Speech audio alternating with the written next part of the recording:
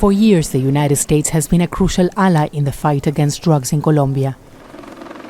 But the increased pressure by the Trump administration in the war on drugs and the military buildup in the Caribbean has tensed relations between both countries. Donald Trump has accused left-wing President Gustavo Petro of being a drug trafficker for his less militarized approach in the fight against illegal drugs. We met Colombia's Minister of Defense, Pedro Sánchez, in Bogota, where he said Colombia is doing what's necessary to fight traffickers. There is a real commitment from the President of Colombia to combat drug trafficking. In fact, I think he's one of the people most obsessed with eliminating drug trafficking. He has never supported or promoted the development of drug trafficking. Quite the opposite. He has sought programs to eradicate and replace those crops that cause so much harm to the world through cocaine.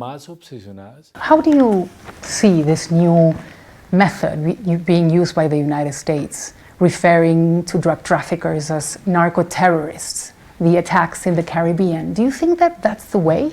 We have cooperation with the United States in the fight against drugs, which is primarily through the State Department.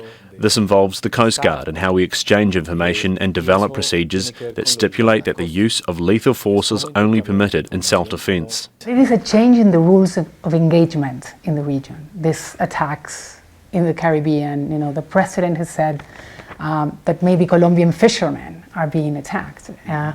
How do you protect your people? What do you think about that? All fishermen are fully protected by the capabilities of our public security forces. We guarantee their protection through the National Navy. Fishermen can continue their legal activities. Obviously, if we learn that anyone is committing crimes by transporting cocaine to another location, we will immediately take action in our waters according to our established protocols. Does it concern you, the possibility of a strike on Venezuelan soil? What impact would it have in the region? I don't like to speak hypothetically, but I also understand the concern. Migration would obviously affect Colombia. It could happen that many people start migrating here again, and the other issue is criminal groups. They would very likely try to cross over here. In both cases, we are fully prepared to provide humanitarian aid and to use full force. The public forces are ready to block and confront any drug trafficking threat that attempts to cross into Colombia.